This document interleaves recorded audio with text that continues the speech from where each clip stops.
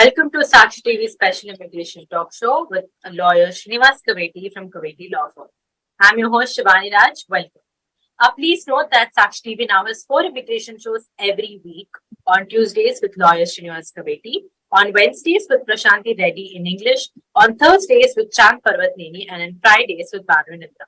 Please tune in to ask your questions. If you are an immigration attorney and would like to join our special shows, please email us at usa@sakshi.com or call us at 866-725-7441. Before we begin the show, please note that the information provided on the show is not legal advice and for general informational purposes only. Sakshi TV or its agents will not be responsible for the use of information. If you need any specific legal advice, you can definitely contact the lawyer directly. Kaveti Law Firm needs no introduction. Its main office is headquartered in New York City and has branches all over the world, including continents like Asia, Africa, and also North America. So without any further delay, let's welcome Kaveti Garu on our show. Hello, Mr. Kaveti Garu. I hope you're doing well. Yeah, hi Shivani. I'm Yes. doing good. Yes. It's a Yes. beautiful day in New York. Yes. So, Kaveti Garu, before we get onto this topic, which is pretty, it's a very interesting topic that we're going on. But before we get on, we had a call and you just said that you will be coming to, you're going to visit India and you have so many different plans. So, before we get on, what are your plans in India and what is the reason behind this visit, suddenly? Yeah, thanks for having me, Shivani. First of all, yes, next week I'm visiting India. We are starting up an office in Vijayawada. It's a great news for people from Andhra Pradesh. I mean, we have an office in Hyderabad and we cater Telangana people. We also have an office in Karimnagar and we are opening up an office in Vijayawada, which is, capital of Andhra. And we're getting a lot of calls from, Visakhapatnam, Rajahmundry, Guntur, and they really need somebody who can advise them on international law and immigration law. So we have got some juniors there, and we're also starting up a school. It's a judicial academy to teach judges and even to the bar examiners, those who take bar exam after the law studies in India. India also introduced a bar exam now. So we are starting an institute in Vijayawada so that it can cater people from Visakhapatnam and other places. So I'm excited. So I'll be spending some time. If any of your viewers or any of your family of viewers, they want to visit me and contact me in Vijayawada, I'm available. At least for a week or 10, I'll be there in Andhra. So Yes. that's my plan. And we are also working on some Europe work visas. So I'll be traveling to Thailand and maybe even Philippines or Asia, that part of the world. Yes. Mr. Kaveti, before we get onto this topic, I also wanted to talk about Kaveti Law Firm. I think we never really had this proper conversation. So, can we, can you just say or talk to the viewers about what your law firm is and a little bit about it? The interesting part is we have lawyers from different jurisdictions.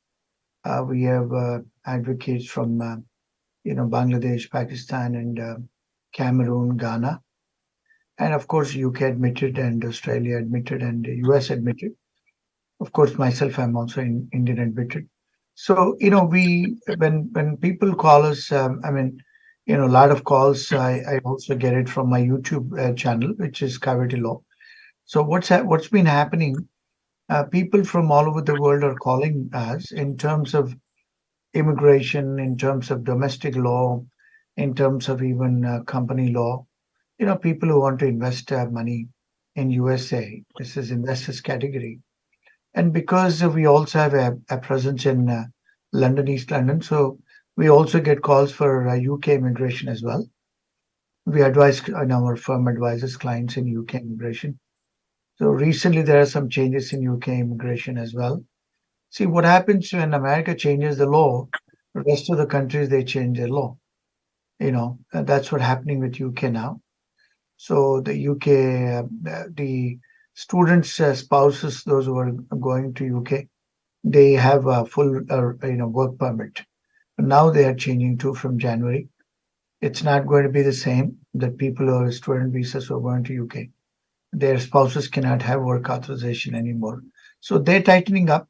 So we advise clients on US law, UK, and our firm. We also do it in India as well because a lot of battered spouses. What happens in America when they come with their husbands? Most of the times, husbands acquire properties in India, family property. But when it comes to divorce in America, they don't disclose this. They say, "Oh, we don't have any property." So we also handle such cases, and we also assist the courts in America that these guys have properties in India, and because even wives, husbands, they have a spousal, right to have a share in the property of the husbands because they are called under the Hindu law, they're called co-partners. So we also assist spouses in partitioning the properties in India, and sometimes they also have power of attorneys. We also assist clients in cancellation of power of attorneys. Sometimes power of attorneys are not cancelled; they're irrevocable, so we challenge those also. And many times there are tax issues in terms of property, and people who are, people who have properties and income from India, they don't show up in American tax returns. And sometimes our clients also have problems with properties in India. They have tenants, but they're not moving out. So we pursue those litigation as well. We do a whole heap of things, to be honest with you. So, because of my legal background in India, because I went to law school in Australia, England, and US. So, we're kind of familiar with laws from different parts of the world. So we don't even just do immigration talk, but we also do, local litigation as well. And matter of fact, we have cases in Vijayawada, Visakhapatnam, Guntur. These are local litigation. And there are some cases we file it in Supreme Court and High Court. Matter of fact, we're filing some writ petition in High Courts and Supreme Court defending animals, animal rights, and human rights, child rights, things like that. So we do litigation as well in India. A lot of clients are also calling us and retaining us because they have confidence in us. And there are so many American clients, they have properties in India too, so they feel comfortable retaining our firm because we are in New York. And there are some people also call me from UK, and because I'm being a solicitor from UK, they feel comfortable. So we also represent some English clients. I mean, Indians who are in England, those who have issues in India, and things like that. And some people they want to. I mean, recently we had a client from UK. He wanted to set up a company in US, so we assisted him in setting up a company in US, and they also have a company in India, so private limited company. So it's like a cross-country jurisdictional issues because you have to comply the company laws and tax laws and other, if they acquire property and we have to comply the property laws. I mean, whole heap of things. I mean, we just had a client that husband and wife they got divorced, and the wife did not claim the property right in US, and the husband is trying to alienate the property because the wife did not contest about the property in America. So it's a complex issue. So things like that. So we handle very complex transactions. Of course, it's expensive, but one needs to have knowledge from different jurisdictions.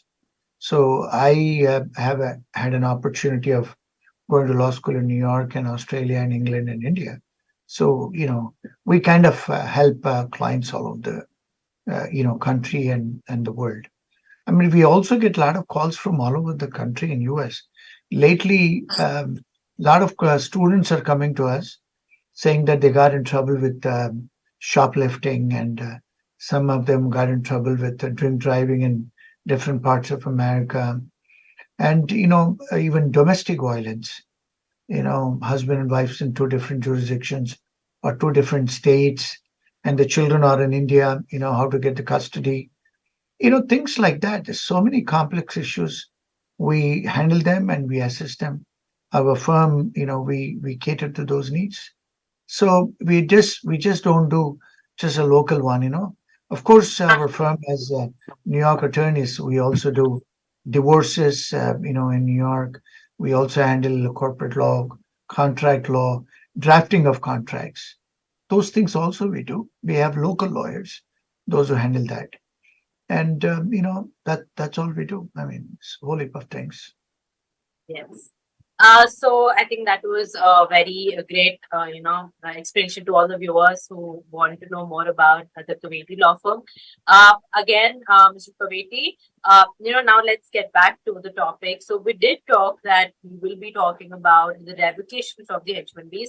But before that, are there any latest immigration updates that, people must know before we get onto the topic? Well, I mean, the immigration has not come up with anything, but their compliance have become rampant. You know, revocation and withdrawals and cancellation of visas. Those are the hot topics now. You know, revocation is a big topic in US now because a lot of people are calling us and saying, "Is it going to be another second lottery? And if I get picked up in second lottery, will I? Can I file? Or can I not file?" All those questions, you know, complex questions. But revocation is the key now. Yes. So yeah, let's talk about revocation. What is exactly a revocation of the H1Bs, and what is the whole situation? Why is USCIS doing? See, the dictionary meaning of revocation. Revocation is a Latin term. It's a Latin language. A revocation means basically cancellation. So people are asking us, you know, once our H1 is revoked, can we apply for another company? The answer is no. Once your H1 is revoked, you have to go back to your country. And some clients are calling us and asking, once we get in notice to intent to revoke, what is the difference between a revocation and notice to intent to revoke? See, Shivani, one must understand in US or even in India or other parts of the world, there is a principles of natural justice. In America, that is called substantive due process of law and procedural due process of law. What does it mean? The Constitution of US says substantive due process of law means they have to give a notice and they have to do a hearing. And without giving a notice and a hearing, you cannot make a decision. So that means notice to intent to revoke is a notice given by the administrative authority, which is USCIS. Notice. They're giving a notice. It's called notice to intent to revoke. And two, and the employees and employers are given an opportunity to respond. So, do you have any defenses? We want to revoke your visa. We want to cancel your visa. Before cancellation, the due process of law requires that they should serve a notice on you. So that's what it is. So once you get an notice to intent to revoke, the employees or the employers, they have to seek a legal advice of a competent immigration attorney. See, it's not always that because the immigration has a presumption that you have committed some fraud. The immigration has a presumption that you've misrepresented certain facts. And the immigration thought that there's some H1B violations employers committed or employees committed. So they just want to know. They have to give you an opportunity to know whether you have any defenses. Every case is different. So you're given an opportunity to respond. So that's the first stage, notice to intent to deny. So once you respond to that notice, you have reasonable time, which is 30 to 33 days. And if you respond, if the immigration gets satisfied, then they don't revoke your H1B. If they are not satisfied, if they think, oh, you've really committed an offense of, you know, forgery or fraud or misrepresentation, or even you have lied on oath, perjury. So then the immigration will, they will, revoke your visa. So that is the first step, notice to intent to revoke. And second is revocation. So once it is revoked, now the questions are, What is the remedy we have? Can we stay in the country or can we go on a student visa? See, once your case is revoked, you don't have no other remedy. The only thing is you have to go back, or if you want to challenge it, then you file a motion to, reopen. It's called MTR, motion to reopen. What is the meaning of motion? See, this is again a Latin term. A motion means an application to reopen the case. It is not an appeal. There's a difference between an appeal and a motion to reopen. Motion to reopen, same officer is looking at your file. Appeal is done to higher authorities, higher than you. So MTR is a motion to reopen means you're making an application with some new facts and some with new memorandum of law, and as how the officer has misinterpreted the facts. So you file a same application, but with new, grounds and evidences, and that's called motion to reopen. So that's another remedy you have. Otherwise, you have a reasonable time to stay and go back. These are the only remedies. Yes. Before we get on to this remedies, why do you think the USCIS has started taking this kind of action? Was it because there were multiple, H1B fraud selections last time, or what is the actual reason that this is all happened?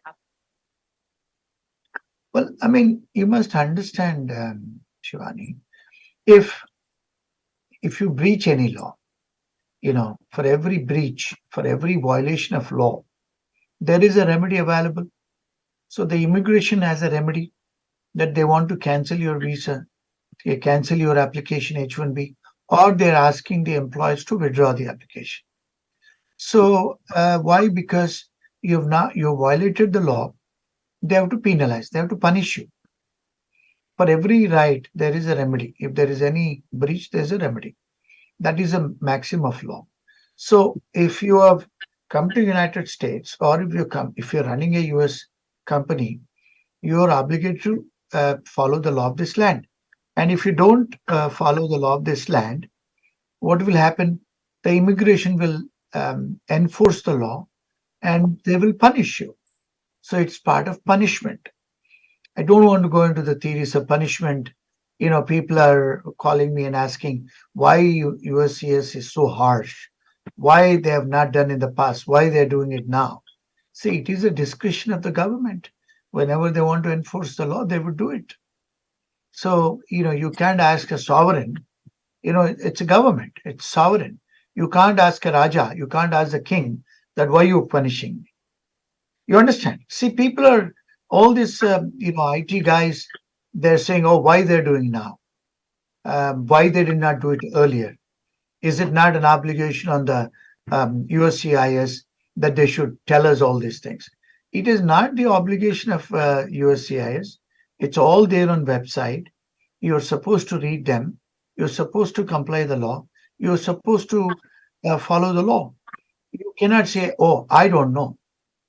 See, that is ignorance of law is not an excuse. You see, if somebody goes and hits somebody, and he cannot say, oh, I don't know that if I hit somebody, it's unlawful. You understand what I mean? If there is a wrong, there's a wrong and right. And if you know it's morally wrong, that means there is a remedy for the government. See, what they've used the word, it's unfair disadvantage to other bona fide people. So because you have money power and you have some connections, so you contact 8 or 10 employers and you pay them some money and ask them to file your application. So what is happening? You're doing it unfairly, and it is disadvantage to a honest guy. Let us say somebody who's only filed it once, but another guy has filed an 8 to 10 applications. So in this probability, in statistics, the person who's filed 8 to 10 is more probable to get picked up, and somebody who's only done one will not be picked up. So that means it is an unfair disadvantage to the guy who's only filed once. So it's unfair, right? That's the term which is used. So because it's unfair is also unlawful. So that's what they're punishing. Yes. And also, Mr. Kaveti, is this what kind of remedies or what kind of precautions must people be doing right now? Is it just, or also is it like limited to a specific state, or is it happening to the whole country?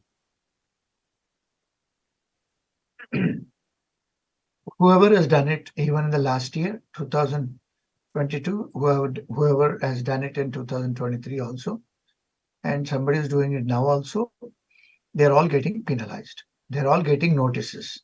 It is not that only certain type of people. I'm getting calls. We are getting calls. They're saying, "Oh, our company is a very big company. It's a very credible company." One must understand whether it is a small company or a big company. They cannot discriminate. That is, there is an equality of law, equal protection of law. Same thing with Indian Constitution, same thing with US Constitution. So everybody is looked equally, whether it is a small company or a big company. Number one. Number two, because it's a big company doesn't mean that you're not punished. People are calling and saying, we have filed from 7, 8 consulting companies, but this is a big company, Deloitte. They filed it. Oh, Microsoft. These are big companies. They filed it.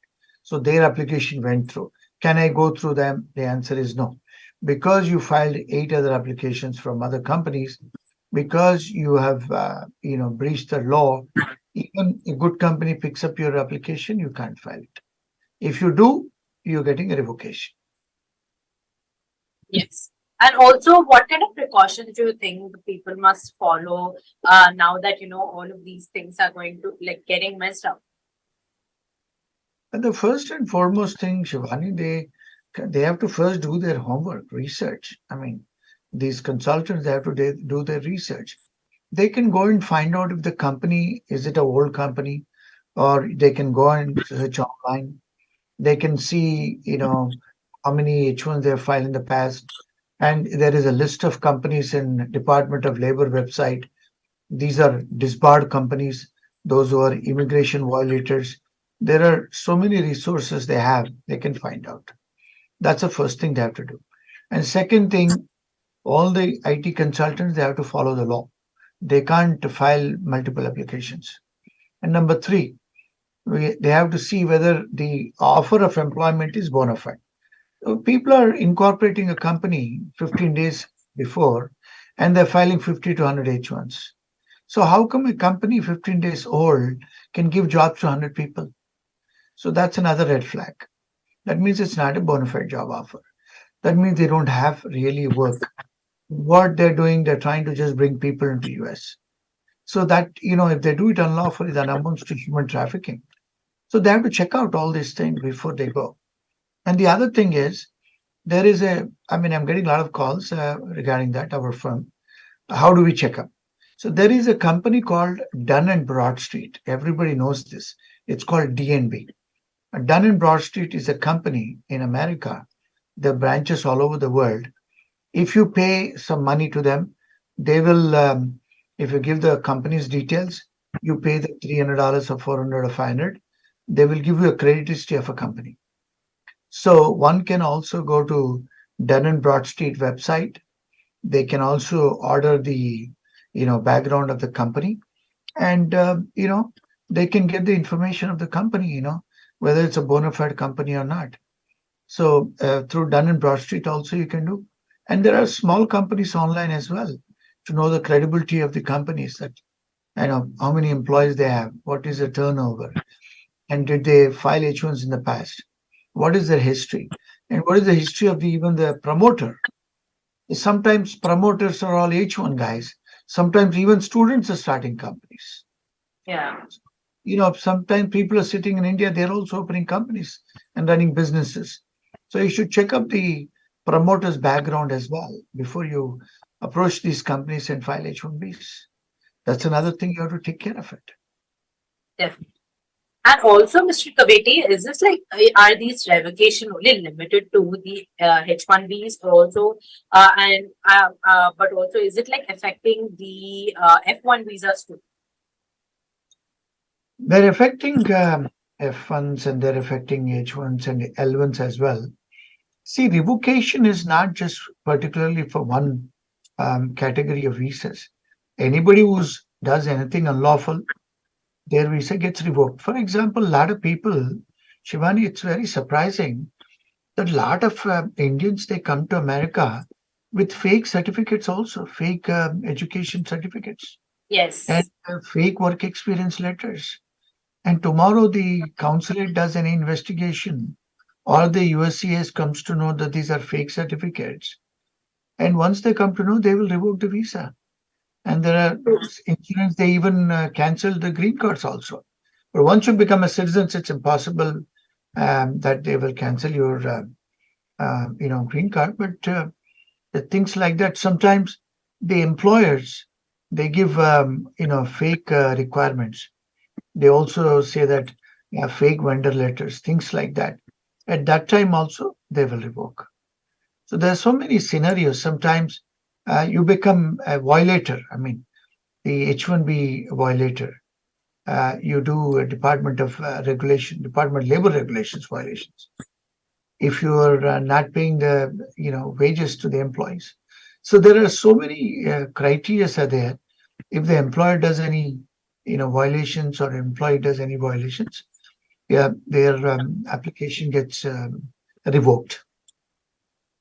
Yes. Finally, Mr. Kaveti, what are how can Kaveti law firm help people who are going through these revocations? Well, I mean, a lot of calls, flooding of calls we're getting. What I advise them is they should contact local lawyers, some competent immigration lawyers in different cities, because 50 states have, they have lawyers in every city, so we can't answer everything to everybody, but we are still trying to do.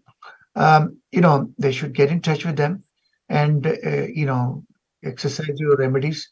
Sometimes there are exceptions because we had one client, the employer has perpetrated fraud. Employees don't even know, husband and wife, they don't even know that the boss, the employer, incorporated a company and he filed multiple H1s. So the employees don't even know those things and they're victims. And now they get a letter from the USCIS. So our firm advised them saying that go and challenge that notice to intent to deny. Why? Because you did not perpetrate fraud. You did not file multiple applications. Your company did. So you better report about the company. So you got to safeguard your interest. So it's not that we are telling the consultants or IT guys to file complaints as against employers, which is a bad news. But sometimes you have to protect your interest. You have to file complaints as against employers as well. Yes. We will, I think we can continue more about this next week too. Thank you again, Mr. Kaveti, for tuning in. It's so lovely having you on our show every week. Thank you again to the viewers for tuning in. You're watching Sakshi TV with me, Shivani Raj. Thank you, Shivani.